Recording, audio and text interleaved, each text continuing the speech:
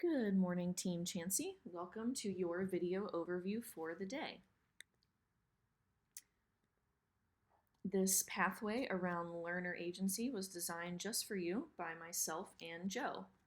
Learner agency was one of the items that you identified that you wanted to dive into today, and so we designed this pathway around learner agency. Just a general look at our agenda. This is our agenda for the day. All of the times are suggested times. Today is designed to be largely self-paced, so it's really important that you identify a timekeeper to make sure that you've got plenty of time for application. And please go ahead and identify a scribe to capture your work from the day. First, we're going to root ourselves in the personalized learning rubric around the core component of learner agency. We pulled in phases 2 and 3 of the continuum for you guys. Phase 1 is all about building relationships and kind of laying the groundwork, and we really felt like you guys were past that. Phase 2 is all around students self-directing and setting their own academic and non-academic goals and their progress towards those goals. And then phase 3 is all about meaningful opportunities for input. How often does a learner have true, deep decision-making power over their learning experience? We've blown each of these rubrics up a little bit so you can see some observables from each part of the continuum. On the left side, we have observables from beginning and developing of phase 2, and on the right side of practicing and achieving, just to help you kind of identify where you guys are. And the same with phase 3. Once you identify where you or your team might fit on the continuum, kind of keep that in mind, because we're going to design today to push ourselves to the next level, whatever that may be. After we root ourselves in the rubric, then Joe and I put together some inspiration for you guys, some ideas and resources to get you thinking before you start your design phase. We've got chapter 2 and 3 from How to Personalize Learning.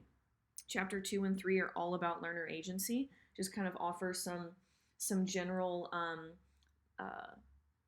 ideas around how to structure each phase of the learning experience during your workshop model, some specific ways to bring learner agency into your learning design, and then we've got some discussion questions for you guys for both chapter 2 and 3. Next, we've got some resources around Genius Hour and passion projects. Those things are really the same thing. We kind of use those terms interchangeably. We've got a really quick overview, an informational slide deck that has a suggested structure and some resources of how to roll out passion projects and how to manage that alongside learners. The structure is suggested. You can, of course, alter that to meet the needs of your learners, but each step in the structure is necessary.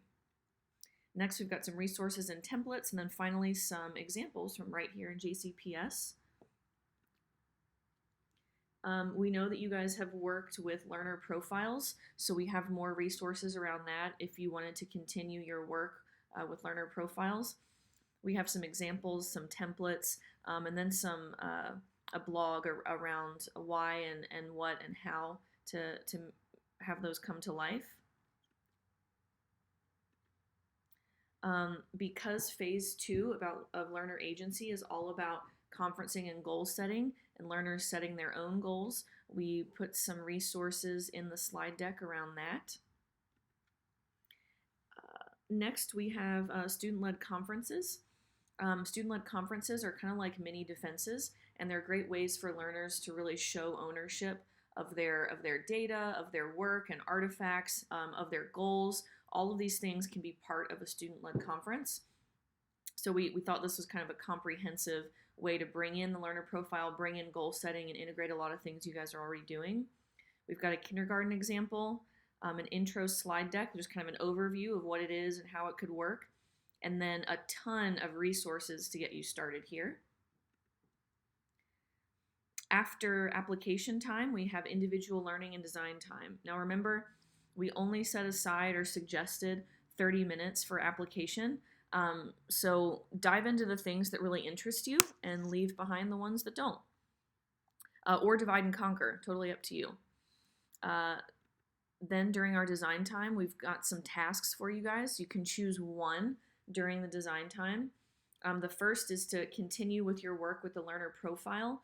The pivotal part about this task is your action plan for how students will complete their learner profile, how they'll monitor it, how they'll reflect, how they'll continuously update, and how that will live every day and be a living thing in your classroom, and how that will inform your instructional design. Second, we've got to design a Genius Hour or passion project experience. If you have time, you can start developing supporting docs like rubrics or peer conferencing rubrics or check-ins, any of that stuff. Thirdly, we've got you could design a proposal to launch student-led conferences at your school or in your grade level or just in your class. Identify what students will be collecting to share at their conference, how and when they'll collect those things, and you'll see a lot of what that could look like with the resources back in the inspiration section. And then finally, a goal setting and action plan system. How will learners set academic and non-academic aspirational goals? How will they craft their process to reaching their goals? How will they update and reflect on that? All of that, all those things will be included in your plan. So as a team, choose one application task to work on during design time today. After design time, we've got lunch. And then after lunch, everyone will have the opportunity to choose one of these individual learning choices. You can go as a team, you can divide and conquer, totally up to you there. Oh, that's before lunch. And then after we get back from lunch, we'll have some time to put it all together, kind of integrating and wrapping up, finishing up your plan from earlier, as well as integrating any new learning from the individual learning time. And then we'll put it all together in a WOOP. The WOOP is our deliverable for the day. And our WOOP has 4 parts: a wish, an outcome, an obstacle, and our plan. So the plan you probably crafted during the design phase, but just kind of capturing it in this fashion. What's something you wish for in your plan? What outcomes are you hoping for when it's implemented? What's an obstacle that you might face and how might you preemptively address that? And then finally, your plan. We'll share those out with the group. We'll get some feedback. Make sure your scribe is capturing feedback from the group at this time. And then we'll wrap up our day with a reflection. All right, that's it, Team Chancey. Go ahead and jump in and get to work, and Joe and I will be around to help you with anything you need.